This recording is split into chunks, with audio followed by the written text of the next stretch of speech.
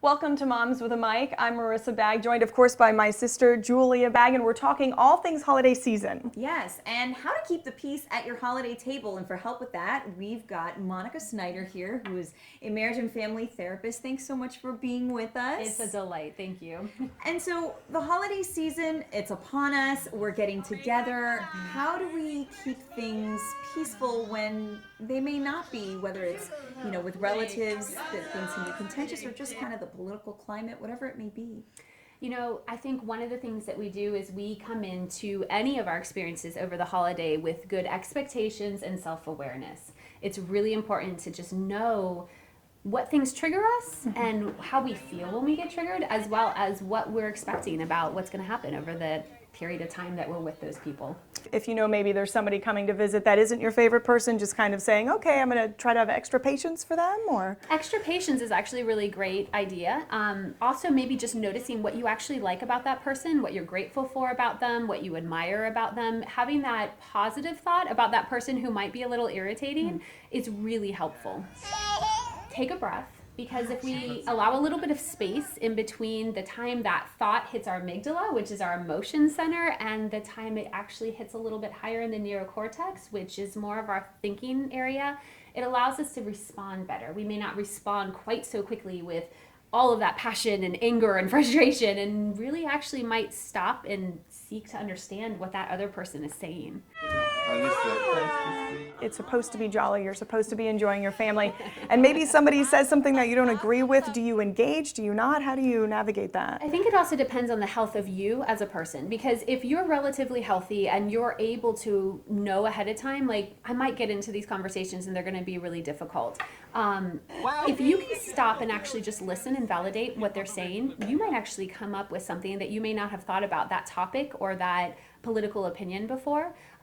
It also may allow for that person just to kind of get out what they're feeling and move on with the conversation. It's not just because they're saying something and they feel that passionate about what they want to say doesn't mean that it's your truth or it's truth in general.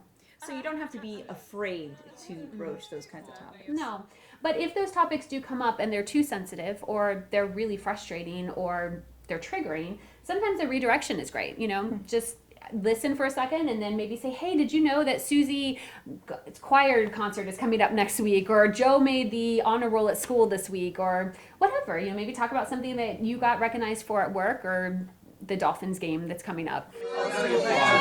Setting boundaries. You may have a family member where it's difficult and boundaries get crossed. What are maybe some tips for navigating that part of the holiday? I think having an exit strategy is really important. So if you're going with a partner or a spouse, maybe having a code word that helps that person recognize they need to come rescue you from a conversation, or even just knowing, like, I know that when I feel this way or when this topic gets broached, I'm just going to go take a walk outside, or I'm going to go help mom in the kitchen with whatever she's cooking or the dishes that are being cleaned. I'm going to go play with the nieces and nephews. I'm going to take them outside.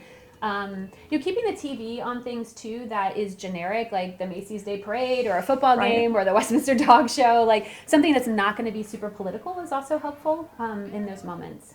And another thing is something that I'm going to be having is a lot of family coming in to visit and stay with us, and everybody wants to get together, and there's so many plans kind of being thrown out there. And we have a 2-year-old, and it can just be a lot to try to handle all of that and please everybody. So how do you handle that sort of situation? I think first of all, you do have those conversations with your significant other or your spouse, and you recognize that your family is priority and your children are priority, and that's kids get thrown under the table a lot. And so I think we need to recognize what they can handle and what we can handle. Your in-laws, for instance, really want to come over the entire time that your siblings are in town and they're staying at your house. It's just saying ahead of time, hey, these are the times that we're going to get together as a family, and these are the down times that we're going to have because our daughter needs to take a nap, or we need just some time in our pajamas, or things like that.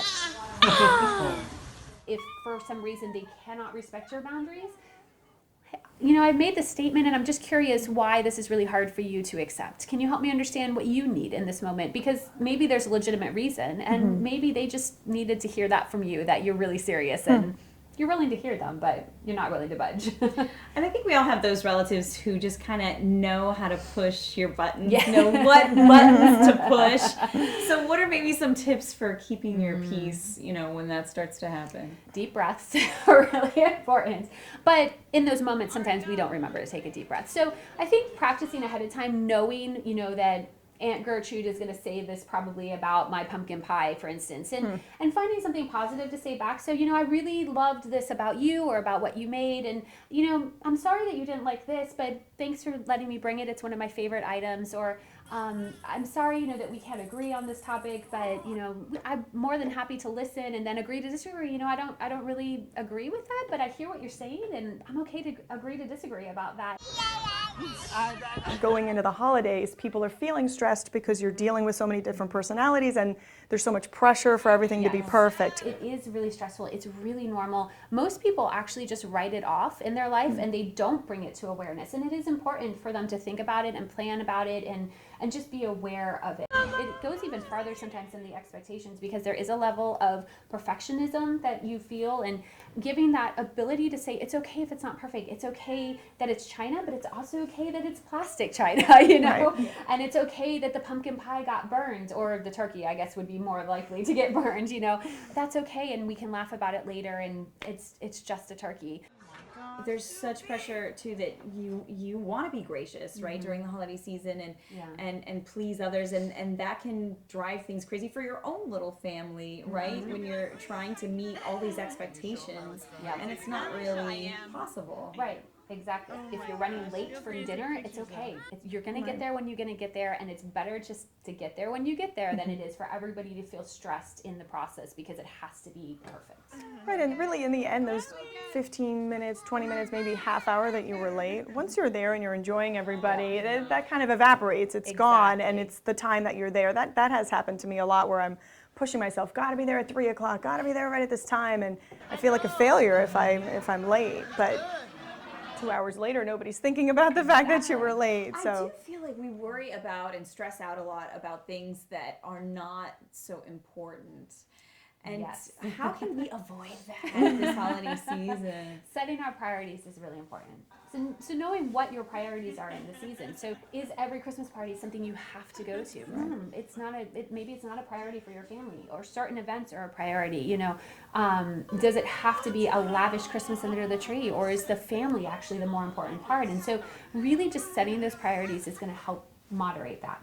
All right. Well, thank you so much for sharing that wisdom, and we certainly wish everyone a wonderful holiday season. We thank you so much, Monica Snyder, for joining us. You're very welcome. Julia and Marissa Bagg, Moms with a Mic, thanks for joining us, and we'll see you next time. Happy holidays.